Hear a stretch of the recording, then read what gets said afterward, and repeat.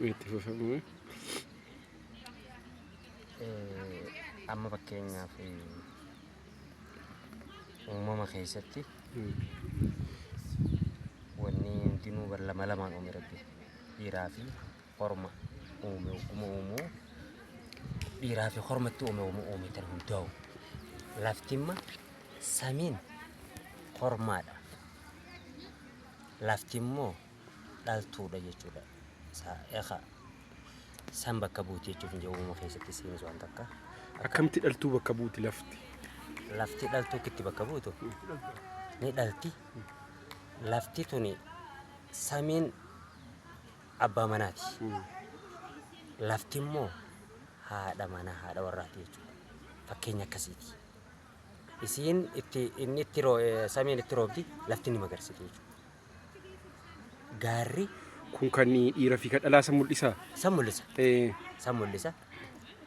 Gaarri abbaa manaa, lagni haadha manaa mul'isa jechuudha. Amma dhagaa hoggataa kanu willeen abbaa manaa, dhagaan itti daakan sun ammoo haadha manaa. Akkamiin kana mul'isameen? Amma fakkeenyaaf adeemsa keessatti yoo ilaalamu hundummaanu laal gooftaan gubbatti giiftiin jalatti hogguma amma aruusa keessatti akkasitti ibsama jechuudha. Maaliif gubba hoggaa seenjuu geessaatiinis gubbaadha. Caalmaya osoonii fi mirga dhiibbaa osoo hin ta'in adeemsummaan isaatu akkasitti ibsama jechuu barbaadu. Kan biraa uumii maaltu jira waan akkasii kun? Waan dhalaa dhiira agarsiisu waan akkasii kun? Wanni akkasii kun maaliif kun hin beekadu amma mooyyee fi toomaa hogga jennu nam tolchedha beekadu kun imma falaasama nam tolcheeti. Akkaataan itti fassafamu saniif malee walumaa galattu dhiiraa fi hormaan addunyummaan tun guutuun akkasitti uumamte jechuudha. Kan mooyyee kunoo mooyyee fi kutumaa kun akkamiin himi? Mooyyee fi utubaan mooyyeen teessoo akkaatummaan situ akkas jechuutti fassarama hiikama jechuudha. Utubaan ammoo tumaa yookiin toomaanis akka fakkeenya akkasiiti. Maaliif amma namni dhiira jechuun qaama guutuu jechuudha. Amma sanyii namaa dhiira jechuun sanyii guutuu jechuudha. Dhiiraa fi dhalaan walumaa galattuu dhiira keessatti hammatama inni jalqaba. Ammoo dhalaan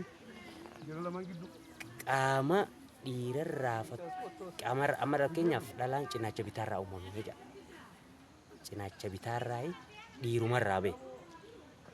Maaliif cinaachi dhiiraa ammaan tan gara bitaatiin 7 gara bitaatiin jechuudha. Isii turraa ba'e.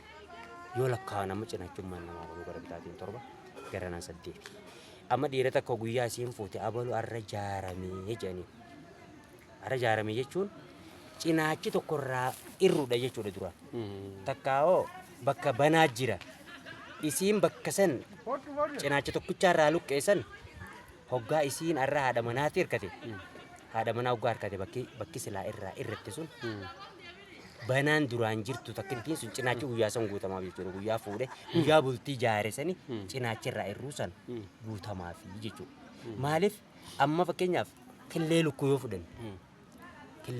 fudhanne killeettun qaama guutuu jechuudha. Qaama guutuu bakka takka jiru jechuudha. Dhiira jechuunis qaama guutuu sani. Maaliif sanyiin namaa guutuun dhiira keessa jirti. Ta dhiiraatis ta dhalaatis awwala jechuudha. Maaliif akkillees amma yoo killee takka liqimsite amma ijaas liqimsite qeensaas rifeensaas waan silaa uumaan namaa takka uumaan qabaachuu qabdu tokko guutuu jechuudha. Qaama tokko guutuu akka nama dhugeeti.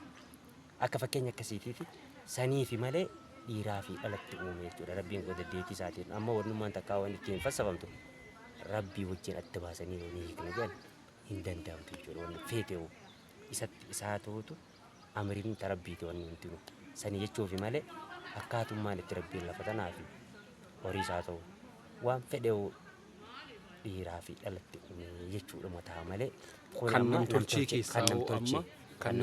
keessaa amma manaa fi utubaa manaa soraa isaatii fi kanaan wal qabatee maaltu jira? Utubaa manaatii fi okaatii yookiin wixina wixinni utubaan abbaa manaati. Isaa dhaabbataan jechuus ni ta'a. Bultiin mana kanaa utubaa mana tokko utubaa dhaabbataani bultii mana kanaatillee abbaa manaa dhaabbataani imaanaa fi itti gaafatamummaa jechuudha. Responsibility jennaan afaan Ingiliffaati. Itti gaafatamummaa saniis akka utubaatti illee ni ibsama. Ammas hoggaanii fi immaa namtolcha keessatti yoo ilaalamu okaatiin akkasitti ibsama. Wixinni illee akkasitti ibsama. Utubaan ammoo akka dhiiraatti ibsama jechuudha. Talamadaa amma nyaata aadaa tokko immoo hoggaanii galeeffannu shuuroo hoggaanii fi hoggaa qopheeffannu shuuroonis akkas ibsiti jechuudha baay'ee gara dubartii bakka buutee ibsiti. Amma dubartiin aadaa keessatti immoo dubartiin takka haati manaa. Shuuroon akkamitti bakka buutimi? Isii akkas bakka buutee jechuudha haadha manaa. Akkaataa kamii? Akkaataan ittiin itti hoggaa deemaa fi dhadhaa fi deema waliin laaqaniiti itti naqanii cuqqaalan gubbaasi. Haatiin maantana akkamitti fattanan beektaa ilma tokko hoggaanii fi itti isii kaadhimatu shuuroo gooteeti walakkaasii urtee walakkaasaniin dhadhaa fi deematti nayxee nyaadhaa jettiin jechuudha. Osoonii fi uraasan irraa banee hin nyaanne laal deemachi jiru san fi dhadhaacha keessa jiru san uraasan banatee osoo hin nyaanne yoo goggoyduu qofa maddii nyaatee fixe atiin kun heeruma fuudhaaf hin geenye nageetti jettiin jechuudha. Akkaataan itti fatanaan dhiiraaf dhaleessitu jechuudha aadaa keessatti haati manaa haati intalaa akkas uffattantii jechuudha. Maaliif yoonii fi willee san irraa banatee nyaatee mi'aa gartee deemaa fi dhadhaacha keessan naqame san achi keessaa dandamuu baate inni immoo dura fuudhaaf hin geenye jechuudha. Akkasitti illee ni ibsama. Kuni akka fakkeenya akkasiiti jechuudha. Waa baay'eetu jira jechuudha kan dhiira fi dhalaa mul'isu. Walumaa galattu addunyaan tun hoggaa uumamu laal warri saayinsii kam jabeeta wannummaan fedheewu sarararraa qaaja sarara. Sarara jechuun sarara jennan afaan arabaatiin ammoo aliif.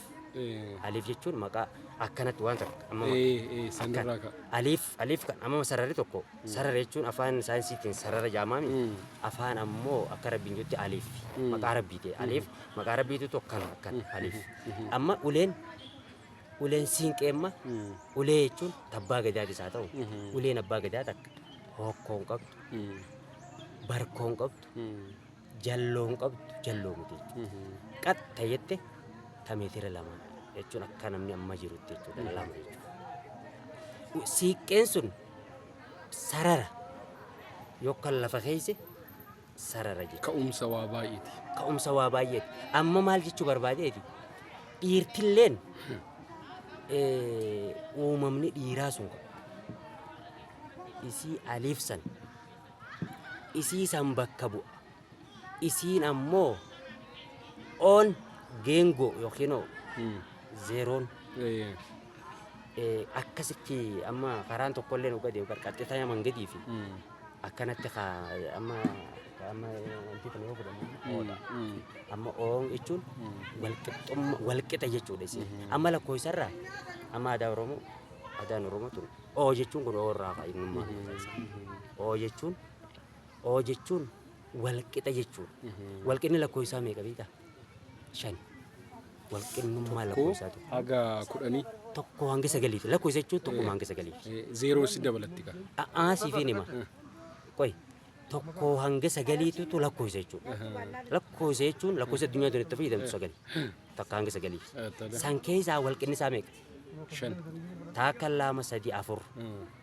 Achiinis 9 saddeet torba torba jaha walqinni isaa meeqa? shan Shan. Shaniin tun akka afaan Laatiinii fi afaan Oromoo akka afaan biyya teenyaatti quxuree shanii tanaami.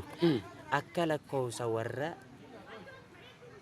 yookiin hijiraa lakkoofsa warra Arabootaa Muslimtootaatti zeeroo jechuudha. Akka waahid ittiin salaas arba hamsa jechuun akkana jechuudha. Oo jechuudha.